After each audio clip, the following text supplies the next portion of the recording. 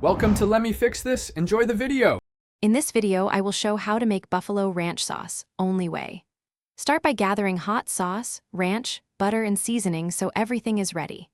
Melt the butter gently, whisk in hot sauce until fully combined, then slowly blend that into ranch for a creamy, spicy result.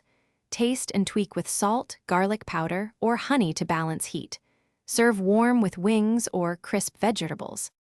Measure ingredients precisely for consistent results and use the 2:1 ranch to hot sauce ratio as your baseline.